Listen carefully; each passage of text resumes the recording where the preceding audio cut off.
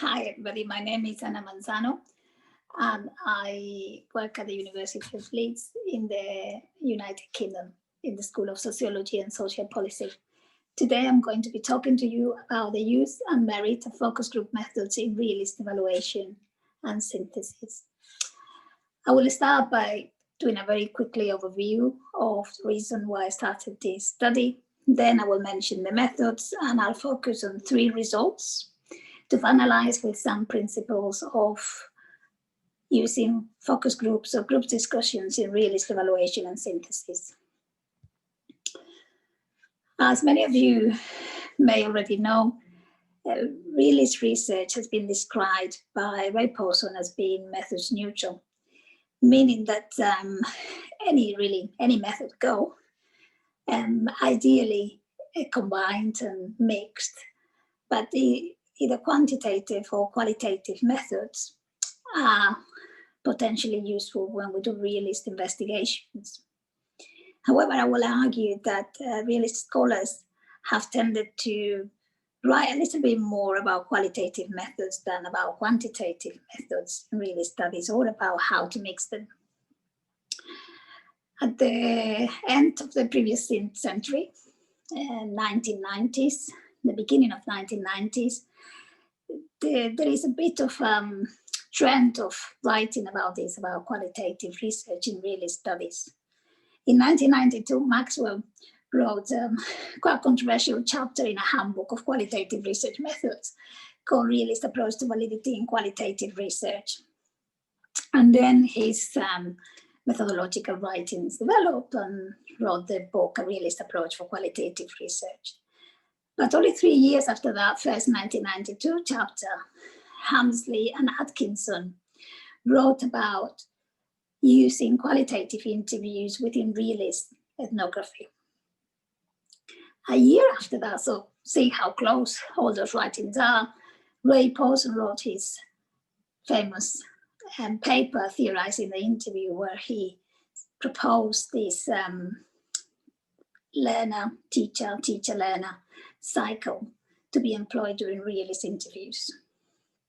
And then now in the 21st century and 20 years after that first paper of Ray Paulson, I wrote The Craft of Interviewing in Realist Evaluation, where I developed some of Ray's ideas, making them a bit more practical into the real world of data collection during field work. So moving on from that latest paper, I wanted to explore in this occasion how interviewing in groups was a bit different than interviewing in individuals. For this reason, I started reading a lot of handbooks and kind of guidance on how to do focus groups, and then focusing on realist writings about group interviewing. I was surprised to find that Robert K Mercer, who is, some of you may know, the sociologist who wrote about middle range theory that is very explicitly used in realist evaluations and realist synthesis, had at the end of the 1980s showed some concern in this paper, The Focus Interview and Focus Groups, about how focus groups were no longer used in a proper way. He called it, they were being misused to develop theory. So following from that, and inspired for some of his writings about this, I'll embark in doing a review on how focus groups and kind of group conversations, data collection methods that have to do with putting people in a group for the purpose of research we're doing in realist investigations. The first problem that I encounter is the one of terminology, which is one that you always encounter in any study that you do. But in here it was more obvious that with the interview, there is many similar terms that mean different things that are used plenty of times interchangeably. Mostly focus groups, group interviews, and group discussions, although there are many, there is a long list that I use, also like stakeholders conversations, stakeholder workshops, learning events. With these first three expressions, focus groups, interventions, and group discussions, especially with the first two one, there seem to be some geographic preferences, you know, whether you're writing in the US or in Europe, and also discipline perspectives, preferences. And we shouldn't forget that focus groups, although they were originally developed in actually in sociology, and Robert Merton had a lot to do with that, they were taken up very quickly by marketing and polling disciplines, and that heavily influences some of these manuals that we found and handbooks about how to do focus groups. The key distinction in methodologically between this idea of focus groups or group interviews is whether, as part, we use the method also to analyze how group communication is different. And that's also the focus of the method. So I explained that because that was the first decision I had to do, because I embarked in doing a review of published studies, realist evaluations, or realist synthesis. And I had to decide whether I was going to use as a search term group interviews, focus groups, or what. So after some kind of trial and error, decided for focus groups and stakeholder groups as key search terms. Look for studies published in 1997 up to 2019, October, and I chose 1997 because this is where the Pawson and Tilly realistic evaluation book was published. I purposely selected 40 studies, 20 realist syntheses and 20 realist evaluations, and I included 5 study protocols in each of those groups. And the objective of this review was to understand how and when are group discussions used in theory development, these studies, and how the group discussions compare between evaluation and synthesis in relation to this theory development. So I suppose the overall finding of this review was that they used very differently. And then related to those, there's 3 focuses: utilization, format and language, and the role in theory development. So when it comes to utilization, to format and language, in realist synthesis, multiple terms, so this idea that I mentioned before about the terminology, well, it was more clear in realist synthesis because multiple terms were used to represent many formats and different group compositions. And in fact, the term focus groups was actually an exception more than the norm, while in realist evaluation, focus groups was the standard, and sometimes you used to get something defined as a bit different. In realist synthesis, most of these group encounters were not recorded, transcribed, or in a way what I call policed by ethics committee regulations. So they seem to be quite kind of relaxed conversations or presented as such. But then when you look at the analysis, they were actually quite structured in many ways, and also structured in the format. For example, Cooper et al. 2017 explained that they were going to do, or they were doing meetings between researchers with leaders using vignettes to prompt discussion. So although this was just reported as a meeting, which didn't have the normative implications of doing a focus group, it had a very structured format. You know, somebody had created proper research vignettes to prompt discussions. In realist synthesis, it was inferred by the type of encounters that the whole review team was joining the stakeholders for discussion, and not just 1 or 2 facilitators, which is what happened in realist evaluation when the most structured, typical focus group data collection method was used. But it was implied, you know, it wasn't always clear. Sentences, for example, with Manitoul 2019, will say things like, we invited comment from 4 stakeholders, and it's not clear whether that comment, the format of the comment, whether they were together, who was with them, etc. So how did the utilization, how did it look like?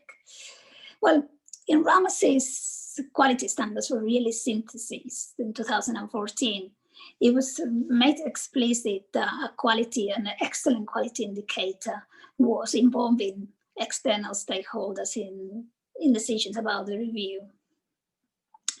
However, this recommendation did not really specify that researchers, reviewers had to be people in a group or individual, or they could be individual conversations.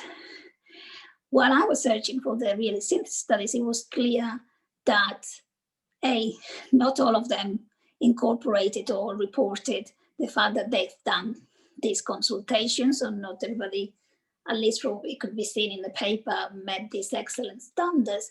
But those who did it tend to consult people in groups. That would be kind of the majority. Some studies conducted also a small number of interviews instead of in addition to the group meetings. In realist evaluation, the usage of focus groups seemed to be more structured. Obviously, I was searching for focus groups, but they were structured in terms of the people will mention group size, number of participants, what type of participants, the format, the number of encounters that they had. Those kinds of things weren't being reported in realist synthesis. And basically all those details were normally missing. It was very rare to find them in there. However, in realist evaluation, those group conversations were designed, as in protocols were mentioned like that, and also in the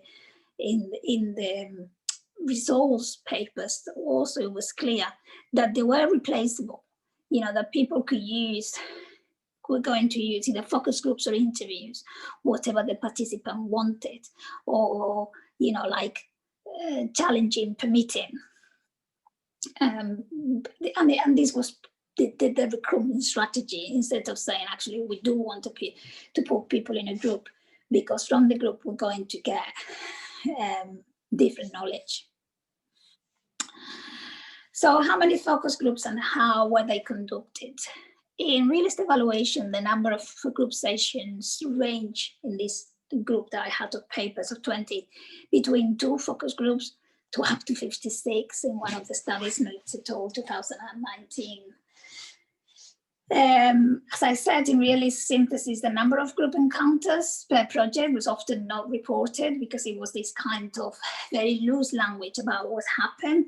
But when it was reported, it was generally smaller. And also it was implied that it was smaller, that people had met 1, twice, maybe 3 times maximum, normally between 1 and 2, had some kind of group discussion with stakeholders. In realist synthesis and realist evaluation, both really, little information was reported about how the groups were conducted. As I said, realist synthesis tend to be a bit less transparent, but the information was also missing from the realist evaluation about how the group thinking was utilized. Why did you have to put people in the groups? What happened when you got the nurses discussing with the doctors, or the teachers discussing with the head teachers? And for example, many realist evaluation studies use the same topic guides for interviews and focus groups, so the time to blend in. And finally, in terms of theory development, it was quite fascinating, because in realist evaluation papers, only some studies explicitly refer to how the theoretical knowledge of testing and refining flow through the different methods of data collections, if they've used interviews, focus groups, surveys, or whatever, and within the group encounters. So despite the fact that they have been more explicit in how this method is going to be part of the design, then this didn't kind of reproduce the analysis. On the contrary, in realist synthesis, focus groups seem to be more explicitly integrated in theory development and in the testing process. So although the realist synthesis has given the impression that the discussions were less focused, actually the focus groups were very focused in specific step, and maybe this is because some of the steps of the realist review are very kind of explicitly reported by the standard. So they were located very explicitly in those conversations in distinct methodological phases. In some realist evaluations, and we'll see an example in the next slides, those group encounters seem to have more of a theme generator value instead of theory refining and theory testing, helping with what we call causal inference. And this also can be interpreted as what Patton have described of situational responsiveness, basically. You know, if I can use focus groups, I'll do them, but if I can't, I'll just go and interview whoever is available. An example of this theme generator narrative we find in Lusignan et al. 2019, explaining, for example, was interaction within focus groups may identify themes that may not emerge in individual interviews. So interesting how this is, for me, sounds more like a constructivist kind of language, of things emerging, of thematic kind of thinking. But then also it says we may have to offer interviews when participants find focus groups daunting or where there are difficulties with scheduling, which there always are with focus groups. And I think this approach perhaps could explain why so often it did not matter to the evaluators if the data, which was conceived as themes, emerged from individuals or groups. And actually in the analysis ends up being merged together in an interesting way, to even to the point with some studies, you see quotes that you don't know whether they come from an interview or from a focus group. So an opposite example of a study using this causal inference we see in a realist evaluation of Janssen et al. 2019. They do a realist evaluation to design a tool for geriatric rehabilitation care. And in here, I'm not going to read the quote, it's quite long, but you can see how there is an iterative process of testing, refining, and really specifically in this case, not always, but this case, it was easy for the presentation because he uses the word mechanism in how, you know, what were the role of things and how the cause effect and how the causal mechanisms may look like. So having seen that, I propose 3 principles of how to deal with focus group data, focus groups conversations, some kind of group encounters for research purposes in realist research. And I think the first one is understanding the context of what focus groups are. They did emerge out of the need for explanation. They were a secondary product of testing auditors when they emerged. There's a lot, I put the paper at the end, there's a long history of that when they emerged in the States to evaluate wartime radio propaganda programs. So they are evaluation tools, so we always need to think about in those evaluation terms. They were conceived originally as complementary to quantitative social research methods in a quantitative institutional environment, which was the kind of that polling marketing era. And I think it's important to take that into consideration and to use them as mixed methods.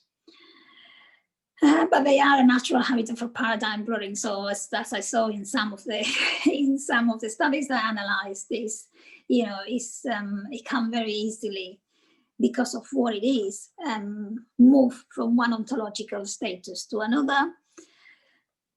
Focus groups are embedded in context, they're open systems, they're more contextual than any other research methods, they all are.